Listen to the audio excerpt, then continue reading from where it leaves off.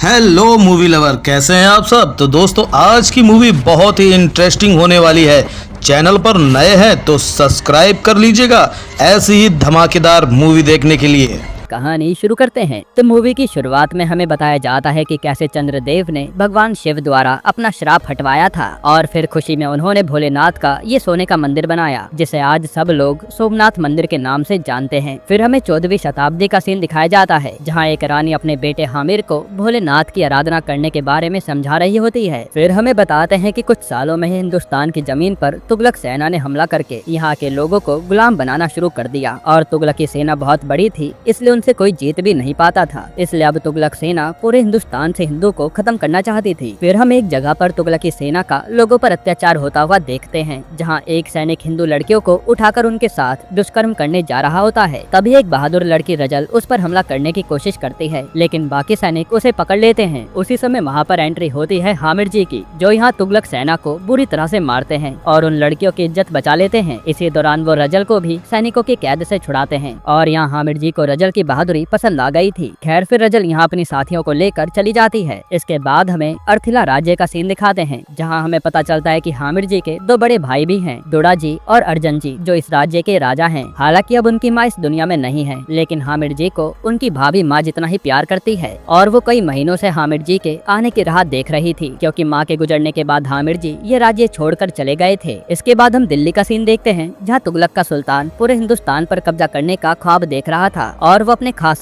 में गुलफाम से कहता है कि अगर हमें पूरा हिंदुस्तान चाहिए तो जंग चलती रहनी चाहिए। जिस पर गुलफाम कहता है कि जंग के कारण हमारा सारा खजाना खत्म होने वाला है और सिपाहियों को मुआवजा तक देने का सोना नहीं है। तब सुल्तान कहता है कि एक आदमी है जो मेरा हिंदुस्तान जीतने का सपना पूरा कर सकता है, और वो है मीर बख्श जफर खान, जो इतना क्रूर है कि हमें उससे संभल कर रहना पड़ता है। जिसके बाद हम मीर बख्श को देखते हैं, जो बनेरा राज्य के राजा को उसी की प्रजा के सामने मार डालता है और फिर वो वहाँ मौजूद सारी औरतों को सीधा सुल्तान के पास लेकर दिल्ली आ जाता है। ये देखकर हम मीर बख्श की हैवानियत का पता लगा सकते हैं। अब मीर बख्श की जीत से सुल्तान बहुत खुश होते हैं और फिर वो उसे बताते हैं कि अब हमारे पास खजाना खत्म होता जा रहा है और अगर हिंदुस्तान जीतना है तो हमें यहीं के मंदिरों से खजाना निकालना होगा, क्योंकि सुना है कि हिंदुस्तान के हर मंदिर में बेशकीमती खजाना है और सबसे ज्यादा सोना सोमनाथ मंदिर में है। जो सुनकर मीर बख्श कहता है कि मैं आपके लिए वहाँ से सोना ले आऊंगा। फिर सुल्तान के जाते ही मीर बख्श अपने भाई से कहता है कि अब सुल्तान के पास से खजाना खाली होता जा रहा है, इसलिए मैं जैसे सोमनाथ को लूटूंगा तो उस खजाने का मालिक मैं बनूंगा, जिसके कारण सुल्तान की गद्दी भी मैं छीन लूंगा। यानी मीर बख्श को कैसे भी करके सुल्तान बनना था और वो बस मौके का इंतजार कर रहा था। फिर मीर बख्श ऑर्डर दे देता है सौराष्ट्र की ओर पूरी सेना को चलने के लिए, जहाँ इन्हें सारे मंदिर लूटने थे। इसके बाद हम सौराष्ट्र के ही एक राज्य का सीन देखते हैं, जहाँ मीर बख्श के लोग पहुंचकर वहाँ से शिवलिंग को हटा रहे होते हैं और वो वहाँ के पुजारी को भी मारते हैं। फिर जैसे वो शिवलिंग पहाड़ी से नीचे फेंकते हैं, तभी एक आदमी आकर उस शिवलिंग को गिरने से बचा लेता है और हमें पता चलता है कि इनका नाम वेगदा जी है, जो भील समाज के लीडर थे। फिर जब वो तुगलक की सेना ये सोचकर चली जाती है कि उन्होंने मंदिर उजाड़ दिया है, तो थोड़ी देर में वेगदा जी आकर दोबारा शिवलिंग की स्थापना कर देते हैं और पता चलता है कि वेगदा जी भोलेनाथ के परम भक्त हैं। इधर कई महीनों बाद हामिर जी अपने राज्य में आते हैं, तो वहाँ इस खुशी में ये लोग जश्न मनाते हैं। वहीं इस तरफ मीर बख्श तेजी से सोमनाथ की ओर बढ़ रहा था और उसके रास्ते में जितने भी राज्य आ रहे थे तो वो उन सब पर कब्जा भी करता जा रहा था। इसी दौरान उसने कई हिंदू राजा को भी मार डाला था। फिर यहाँ आज हामिर जी अपने दोस्त के साथ जंगल में घूम रहे होते हैं और वो बताते हैं कि मैंने कुछ समय पहले एक लड़की देखी थी, उसके जैसी लड़की कहीं नहीं होगी। तभी वहाँ हामिर जी को एक शेरनी दिखती है, जिसे किसी दूसरे राज्य के सैनिक मारने के लिए बढ़ रहे थे, पर तभी वहाँ रजल आ जाती है उस शेरनी को बचाने के लिए, जो उन सैनिकों को मारने लगती है। इसमें हामिर जी भी उसकी मदद करते हैं और इसी दरमियान हामिर जी पर एक सैनिक वार करता है और वो रजल के साथ झील में गिर जाते हैं। फिर जब हामिर जी को होश आता है तो वो भील समाज के बीच में थे, जहाँ उनका इलाज चल रहा था और यहाँ हामिर जी बाहर निकलते हैं तो उनसे रजल मिलती है। तब हामिर जी उसकी बहादुरी की तारीफ करने लगते हैं। तभी वहाँ पर वेगदा जी आते हैं, जो असल में रजल के पिता थे। तब रजल उन्हें बताती है कि कैसे हामिर जी ने उसकी सहेलियों की इज्जत बचाई थी तुगलकों से। इस पर वेगदा जी कहते हैं कि आज हमारे कुल देवता की पूजा है, इसलिए तुम भी उसमें शामिल होना। फिर वेगदा जी के जाते ही हामिर जी रजल से बात करने लगते हैं और रजल को भी उनसे बात करके अच्छा लग रहा था। खैर, अब रात को कुल देवता की पूजा हो जाती है और अगले दिन हामिर जी बच्चों के साथ कुश्ती के दाव पेच आजमा रहे थे। तभी वहाँ वेगदा जी आते हैं और कहते हैं आओ हमारे साथ दो दो हाथ हो जाए। तब ये दोनों लड़ने लगते हैं, लेकिन जैसे ही हामिद जी जीतने वाले होते हैं तो वो रजल को देखकर जानबूझकर हार जाते हैं ताकि रजल के सामने उसके पिताजी न हारे। फिर वेगदा जी के जाते ही रजल हामिद जी का मजाक उड़ाने लगती है कि मेरे पिता के सामने तो तुम टिक नहीं पाए। पर यहाँ हामिद जी उसे कहते हैं कि तुम्हारे लिए तो मैं कुछ भी हार सकता हूँ, और यहीं से इन दोनों की प्यार की शुरुआत हो जाती है। इसके बाद हामिद जी को वेगदा जी बुलाकर पूछते हैं कि तुम कोई आम आदमी तो नहीं लगते, ये बताओ कहाँ से हो तुम। जिस पर हामिद जी पहले तो बता नहीं रहे थे, पर जोर देने पर वो बताते हैं कि मैं दुड़ा जी और अर्जन जी का भाई हूँ और यहाँ रजल के लिए रुका हूँ। जो सुनकर वेगदा जी को गुस्सा आ जाता है और वो तुरंत हामिद जी को वहाँ से निकाल देते हैं। फिर जब हामिद जी वहाँ से जा रहे होते हैं तभी वहाँ रजल आती है और कहती है कि मुझे छोड़कर क्यों जा रहे हो। इस पर हामिद जी कहते हैं कि मैं तुमसे शादी करने जरूर वापस आऊंगा। अब जब हामिद जी वापस अपने राज्य में आते हैं तभी उनके बड़े भाई बताते हैं कि उस मीर बख्श ने कई राज्यों पर कब्जा कर लिया है और वो अब सीधा सोमनाथ की तरफ ही बढ़ रहा है उसे लूटने के लिए। इसलिए वो अर्जन जी के साथ साथ हामिद जी को भी पास के सारे गाँव की रक्षा करने के लिए कहते हैं, क्योंकि तुगलक की सेना कभी भी वहाँ आती होगी। जो सुनकर ये लोग अपने अपने मिशन पर चले जाते हैं। अब अगले दिन ही मीर बख्श एक गांव में घुसकर वहाँ के लोगों को तड़पा रहा होता है और वो पुजारी को भी मारता है। तभी वहाँ हामिद जी आते हैं और वो पहले तो पुजारी को बचाते हैं और फिर उस मीर बख्श को लड़ने की चुनौती दे देते हैं। जिस पर मीर बख्श दिमाग चलाता है और कहता है कि चलो एक खेल खेलते हैं, अगर तू ये खेल जीता तो मैं यहाँ से लौट जाऊंगा बिना किसी को कुछ भी कहे। जो सुनकर हामिद जी मान जाते हैं और मीर बख्श छोटी सी रेस कराता है, जो झंडा पहले पार करेगा वो जीत जाएगा। फिर मीर बख्श अपने बेहतरीन घुड़सवार को वो रेस करने के लिए भेजता है और हामिद जी बिना घोड़े के थे। इसके बावजूद हामिद जी उस घुड़सवार को रेस में हरा देते हैं, जो देखकर मीर बख्श चुपचाप अपनी सेना को लेकर अपने ठिकाने पर आ जाता है। फिर वहाँ पहुंचकर मीर बख्श पहले तो गुस्से में अपने उस घुड़सवार को मार डालता है कि तू हार कैसे गया, और फिर वो काजी से कहता है कि सुना है ये हिंदू शिवरात्रि धूमधाम से मनाते हैं तो उसी दिन हम कुछ करेंगे। साथ ही वो अपनी तुगलक की सेना भेजकर उन गाँव वालों को भी चुपके से मरवा देता है। जो बात जैसे ही हामिद जी को पता चलती है तो उन्हें बहुत गुस्सा आता है। इधर रजल को उदास देखकर वेगदा जी समझ जाते हैं कि ये उदास क्यों है। फिर वो उसे एक सच बताते हैं कि हम भील समाज के लोग अमीर लोगों को लूट कर गरीबों में बांटा करते थे। इसी दौरान हमारी टक्कर एक जेठवा राजपूत से हो गई थी, जिसने बताया कि तुगलक की सेना ने उसके पूरे परिवार को मार डाला है और वो जख्मी हालत में अपनी छोटी बच्ची लेकर भाग रहा था। तभी उसकी वहीं मौत हो गई और उस बच्ची को मैंने पाला, जो कि तुम हो। ये सुनकर रजल के होश उड़ जाते हैं। फिर वेगदा जी कहते हैं कि मैं बस तुम्हें खुश देखना चाहता हूँ और कुछ नहीं। इसके बाद शिवरात्रि का दिन आता है जहाँ सारे लोग हंसी खुशी पूजा कर रहे थे। तभी वहाँ तुगलक की सेना धमाका कर देती है और हामिद जी के बड़े भाई दुरा जी को घेर लेती है। असल में मीर बख्श ने ही हामिद जी से अपनी बेइज्जती का बदला लेने के लिए अपने भाई को सेना के साथ भेजा था। तभी वहाँ पर हामिद जी आते हैं और वो गुस्से में पूरी सेना से अकेले लड़ जाते हैं और फिर वो अंत में मीर बख्श के भाई को भी जान से मार डालते हैं। अब जब ये बात मीर बख्श को पता चलती है कि उस अकेले हामिद जी ने उसकी सेना